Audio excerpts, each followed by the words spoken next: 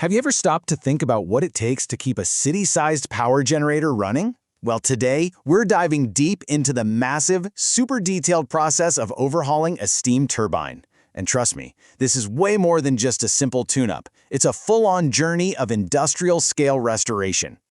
So what exactly is a steam turbine overhaul? Think of it like this. It's a complete teardown and rebuild. We're talking about a top-to-bottom inspection, repair, and restoration of one of the most important pieces of machinery in a power plant. This thing is literally the heart that keeps our lights on. And yeah, this isn't something that happens every other Tuesday. A huge overhaul like this only comes around once every 3 to 5 years. It's a massive, highly planned event in a power plant's life, and they often schedule these things years in advance. So, to get our heads around this, here's our roadmap. We're going to start with all the prep work before the teardown. Then we'll get into the disassembly itself, followed by a super deep dive inspection. After that, we'll cover cleaning, repairing, and balancing everything, putting the whole puzzle back together, and finally, waking up the giant. Okay, first things first, preparing for the teardown. Before a single bolt even gets turned, a mind-boggling amount of planning and prep work has to go down. This first phase is absolutely crucial because it sets the stage for the entire operation.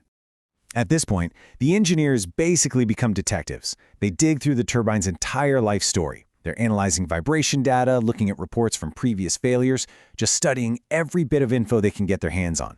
This lets them guess what they might find once they crack it open and make sure they have all the right tools and spare parts ready to go. You know, you can't just flip an off switch on a machine this big. It's a super delicate process. You have to gradually reduce the load and let it cool down really slowly to avoid thermal stress, which could totally damage the massive metal parts. And then comes the single most important safety step, mock-out, tag-out, or LUTO. This physically prevents anyone from accidentally starting the turbine while people are working on it. So, once the turbine is safely shut down and isolated, we get to move on to the great disassembly. This is where the real show starts, taking this behemoth apart piece by incredible piece with absolute precision. And there's a very strict step-by-step order to all of this. I mean, even the bolts on the outer casing have to be loosened in a specific pattern to stop the huge metal structure from warping. But the big moment is when they use a crane to carefully lift the massive, multi-ton rotor out. It's this perfect blend of heavy-duty industry and super delicate procedure. With the heart of the turbine finally exposed, that deep dive inspection can begin. And this is so much more than a quick look-see. We're talking about a meticulous head-to-toe physical examination of every single component. This is where techs use some pretty cool non-destructive methods, like ultrasonic testing and magnetic particle inspection. These techniques are like giving the rotor an X-ray, letting them find microscopic cracks that are totally invisible to the naked eye. They're literally checking the integrity of the spinning heart of the machine. Every single one of the hundreds of blades is inspected, like it's the most important part, because it is. If just one of these blades failed while spinning at thousands of RPM, well, it would be catastrophic. This is also where they often find common issues like erosion from tiny water droplets in the steam. They even do a frequency check to make sure the blades won't vibrate themselves to pieces during operation. And the inspection doesn't stop there. They look at all the support structures too. The bearings, which are kind of like the turbine's joints, are checked for wear patterns down to the micrometer. The casing, which is its outer skeleton, is checked for cracks, and the seals are inspected for any wear that could cause major efficiency losses. So after that massive inspection, it's time for restoration. This whole phase is about cleaning, fixing, and fine-tuning every single component to get it back into as-new condition. But before any repairs can happen, every part has to be sparkling clean. We're talking an industrial-scale deep clean here, designed to get rid of years of baked-on scale and gunk. They often use cool modern techniques like dry ice blasting because it's super effective but doesn't damage the metal underneath.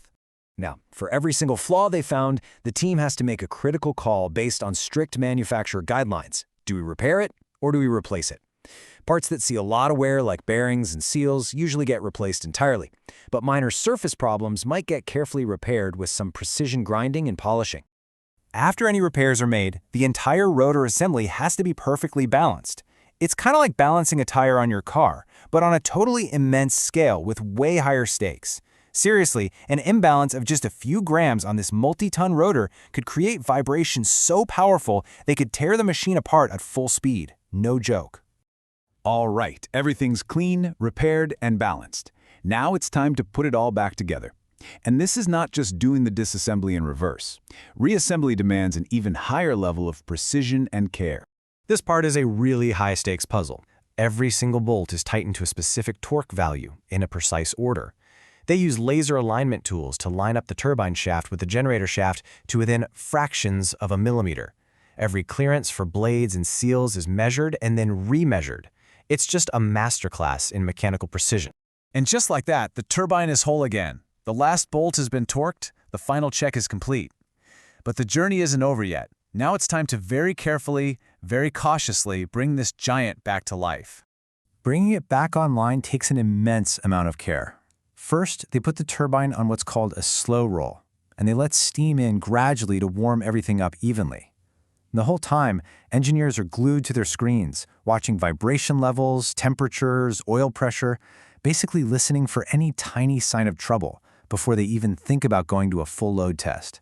So we've walked through the whole process, but why is it so important? We've touched on a few things, but what are the common culprits? What are the usual problems this huge undertaking is designed to find and fix? Well, as we mentioned, blade erosion is a big one. Bearing wear and tear is pretty much a given after years of spinning. They might find the rotor is out of balance from built-up gunk, or that the seal clearances have gotten bigger, which really hurts efficiency. All of these problems are exactly what the inspection and repair phases are built to catch. This table really sums it up perfectly, doesn't it? It clarifies the huge difference between just regular maintenance and a full overhaul. Maintenance is partial and happens all the time. An overhaul, as we've seen, is the real deal, a complete teardown that only happens every few years. It's truly the difference between a routine checkup and major surgery. And look, it is impossible to overstate this. Safety is everything. It governs every single step of this process. From that initial lockout-tagout to making sure cranes are operated properly for lifting these huge components, every single action is guided by strict safety rules to protect the crew and the machine. And that brings us to the future. With technology like online vibration monitoring and predictive AI getting more and more common, it really makes you wonder, will these massive time-based overhauls become a thing of the past? Will they be replaced by more precise condition-based repairs? How is this whole journey of restoration going to evolve?